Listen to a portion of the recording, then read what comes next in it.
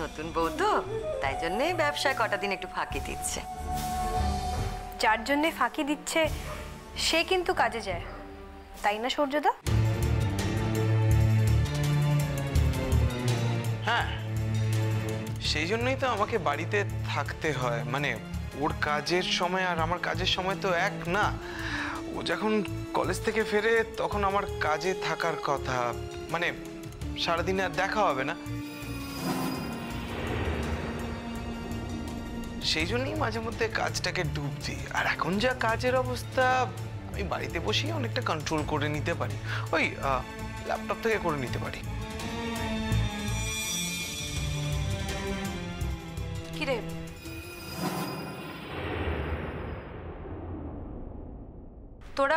তোরা কখন এলি?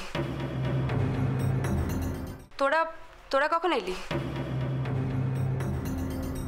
এই তো আমরা তো তোর ঘরের দিকে যাচ্ছিলাম। তোর নাকি আবার শরীর খারাপ করেছে? শরীর থাকলে খারাপ হয় নদী, এতে আর আলাদা করে বলার কি আছে? ফুলদীপ, কাল নাকি কাকিমারা তোমাকে ডাক্তারের কাছে নিয়ে যেতে চেয়েছিলেন, তুমি যাওনি কেন? ফুলদীপ, কি করছো বলো তো? তুমি তো তোমার শরীরের একদম যত্নই নাও না। তোমাদের যে কাজটা বলেছিলাম সেটা করেছো? হ্যাঁ ফুলদি, সেই জন্যই তো এখানে এসেছি। চলো তোমার ঘরে চলো, দিচ্ছি। না না, ঘরে যাবার দরকার নেই, যা দেবার এখানেই দিয়ে দাও। কি?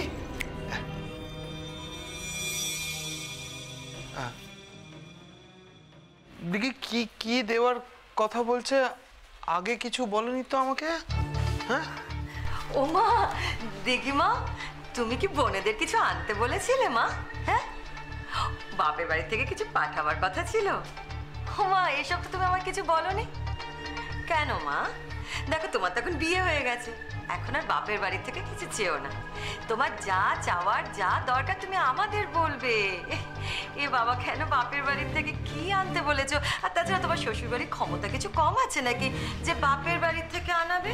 হ্যাঁ, আপনার ছেলেই আনতে বলেছিল মা। আমি কি আনতে বলেছিলাম? বাড়ি এই 50,000 টাকা আমি তো আমার জন্য আনাইনি, যদিও আমি নদীকে মিথ্যে কথা বলেছিলাম যে টাকাটার প্রয়োজন আমার, কিন্তু সৌর্য, টাকাটা তো আসলে তুমিই আমাকে আনতে বলেছিলে।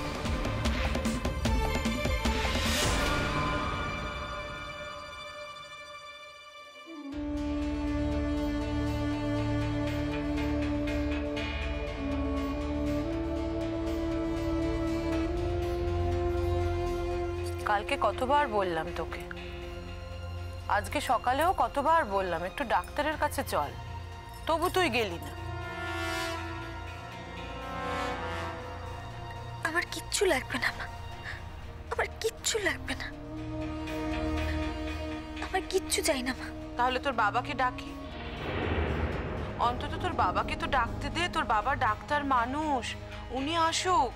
তুই এইভাবে পড়ে থাকলে ভালো লাগে বলতো? তুই একটা বাচ্চা মেয়ে, আমার যে কি খারাপ লাগছে না। মা, তোমার এখন খারাপ লাগছে, আর আমি যখন চলে যাব আমি কি বলবো বলতো মা? আমার হাতে তো আর কিচ্ছু নেই। আমি কি কিছু করতে পারলাম? কম চেষ্টা তো করিনি আমি। সবকিছু যেন কেমন হয়ে গেল, সব কেমন হয়ে গেল। মা, তুই দুঃখ রাখিস না মনে মা, তুই রাগ করিস না, তুই আবার নতুন করে জীবন শুরু কর মা। তুমিও আজ এই কথা বলছো মা? আর কি বলবো বলতো? এইভাবে তো আমি তো জীবনটা শেষ করে দিতে পারি না মা। এইভাবে তো একটা জীবন চলতে পারে না। তুই বাড়ি চলে যা মা, আবার পড়াশোনা শুরু কর, সব ভুলে যা, সব সব। দেখবি তোর বাবা তোর জন্য একটা খুব ভালো ছেলে দেখে তোর বিয়ে দিয়ে দেবে, তুই খুব সুখী হবি। এটা কি কোনো জীবন হলো? এই বিয়েতে কি তুই সুখে থাকতে পেরেছিস বল?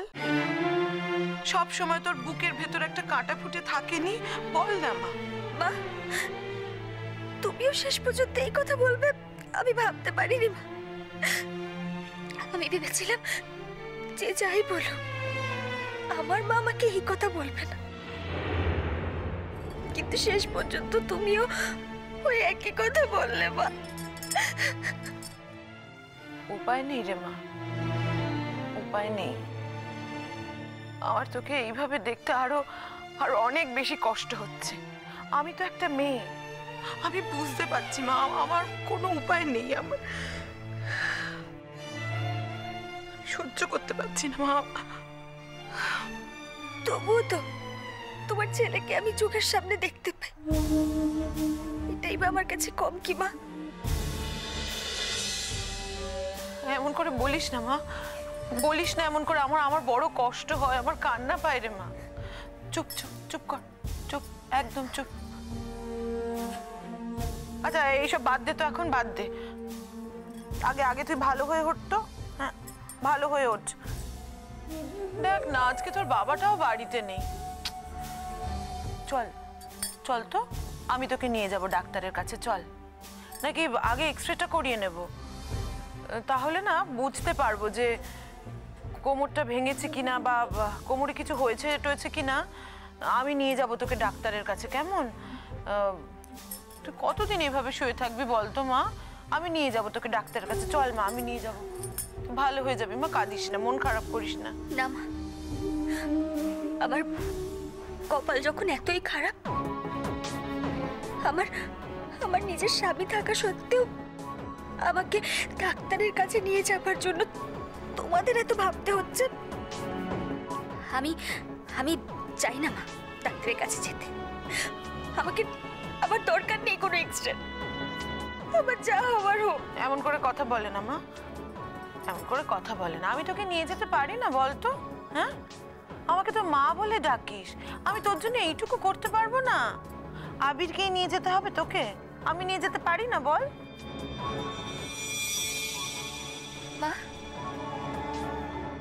তুমি আমার জন্য অনেক কিছুই করেছো, অনেক কিছু করতেও পারো। আমি জানি, জানো তো তুমি অনেক কিছু করবেও আমার জন্য। কিন্তু তুমি ভেবে দেখো তো মা, তুমি একবার আমার জায়গায় নিজেকে দাঁড় করিয়ে দেখো তো। আমার স্বামী থাকতেও আমার স্বামী আমার শরীর খারাপের প্রতি এতটাই উদাসীন যে আমাকে ডাক্তারের কাছে তো বাদ দাও মা, সামান্য এক্সরে করতে নিয়ে যাওয়ার কথার ব্যাপারেও এতটাই উদাসীন। আমার বেঁচে থেকে লাভ কি মা? এমন কথা বলিস না মা, এমন কথা বলিস না। আচ্ছা আচ্ছা বেশ, আমি আবিরকে ডাকছি, আমি ডাকছি আবিরকে। না মা, না, ওকে বলতে হবে না মা। শালুকরা এক্ষুনি ফুলদির বাড়ি থেকে ফিরে আসবে। তারপর যদি দেখে যে ও আমাকে নিয়ে ডাক্তারের কাছে গেছে, তখন আবার আরেক অশান্তি হবে। আমি আর চাই না মা কোনো অশান্তি হোক। আমার অশান্তি আর ভালো লাগছে না মা। আর তোমার ছেলেকে বললেও ও আমাকে নিয়ে যেতে চাইবে না মা। অশান্তি বুঝিও একাই করতে পারে। নিশ্চয়ই তাদের সাথে কোনো ধান্দাবাজি আছে, তাই জন্যই খাওয়াতে চাইছে। এই